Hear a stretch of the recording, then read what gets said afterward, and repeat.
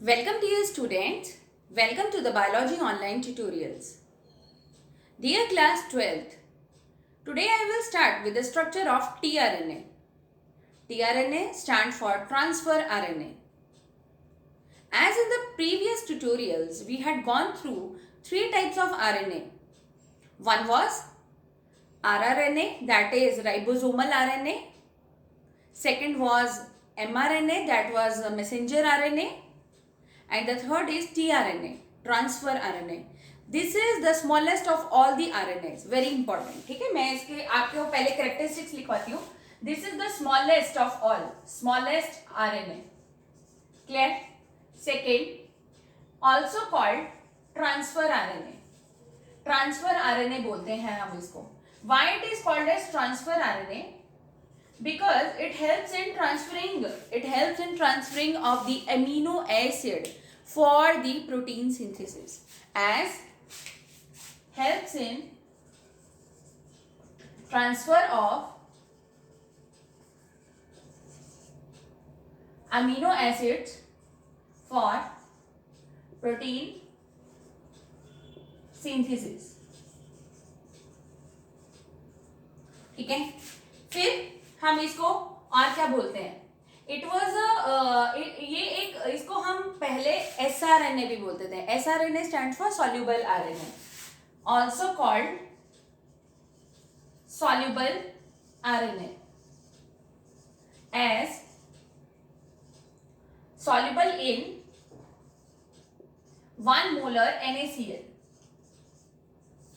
Very important. Soluble RNA क्यों बोलते हैं? 1 molar NaCl. This was given by, कि जो स्ट्रक्चर ऑफ tRNA है और इसको हम एक अडेप्टर मॉलिक्यूल भी बोलते हैं, वो किसने कहा था? By Francis Crick. ये वही फ्रांसिस क्रिक है जिसने हमारा क्या दिया? Double helical structure of DNA. ठीक है, by Francis Crick. Next, also called adapter molecule. Also called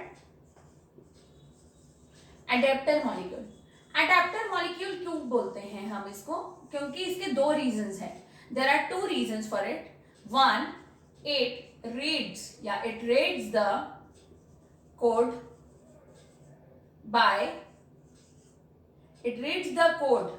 by mRNA.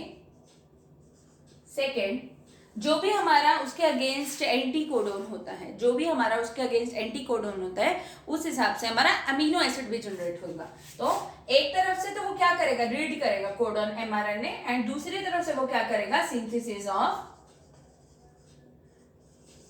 Amino acid और binding of amino acid.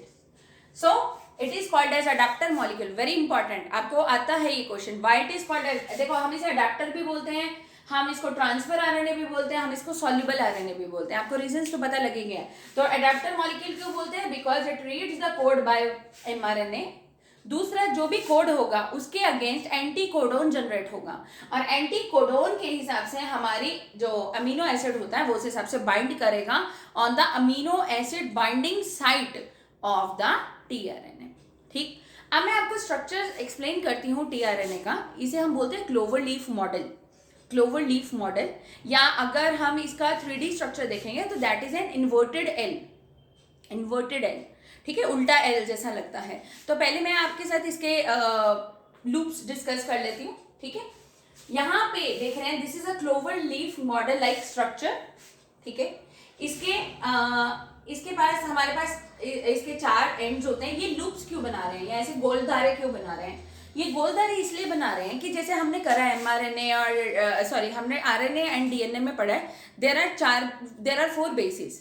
Like in the DNA we have adenine, thymine, guanine, cytosine, and in RNA we have adenine, uracil, guanine and cytosine. ठीक, लेकिन in case of tRNA जो कि smallest RNA है हमारा, there are some unusual nucleotides या unusual bases attach to it. ठीक है, there are some unusual bases attach to it, जिसके कारण ये ऐसे लूप्स बना रहा है. ठीक है, अब मैं डिस्कस करती हूँ इसके एंड्स कौन कौन से हैं.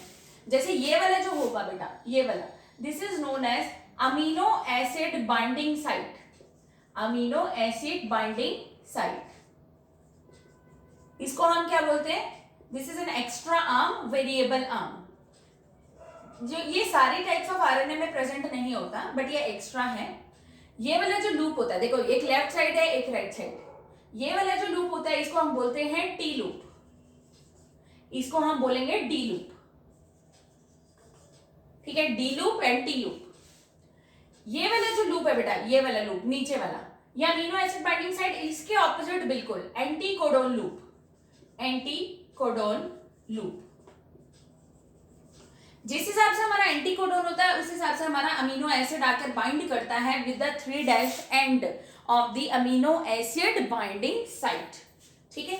यहां पे हमारी एमआरएनए की चेन जा रही है, एमआरएनए की चेन, ठीक है। आपको बताया it is always formed in one direction, कौन सा? 5' to 3'। तो जो भी हमारा होगा, जैसे सपोज करो यहाँ पे होता है हमारा GAG, तो इसके ऑपोजिट यहाँ पे क्या बन जाएगा? G के ऑपोजिट C, A के ऑपोजिट क्या होता है? T, लेकिन ये RNA है तो यहाँ पे क्या हो जाएगा? U and C। तो ये क्या हो गया हमारा? This is codon and this is anti codon. जो हमारा एंटी कोडोन होगा उस हिसाब से हमारा अमीनो एसिड आकर बाइंड कर जाएगा, ठीक है, उस हिसाब से हमारा अमीनो एसिड आकर बाइंड कर जाएगा, ठीक है बेटा।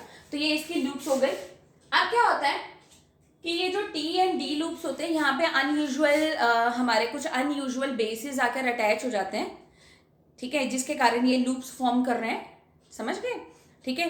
प्लस ये जो टीआरएनए होता है ये बहुत सारे टाइप्स का है, जैसे बेसिस हमारे 4 टाइप्स के हैं, तो सिमिलरली जो टीआरएनए होता है it is of 100 to 1000 types, ठीक है। लेकिन there are no tRNAs for stop codons. There are no tRNAs for stop codons, and this tRNA is very very useful for the protein synthesis or for the translation part. समझ गए? For the protein synthesis and for the translation part.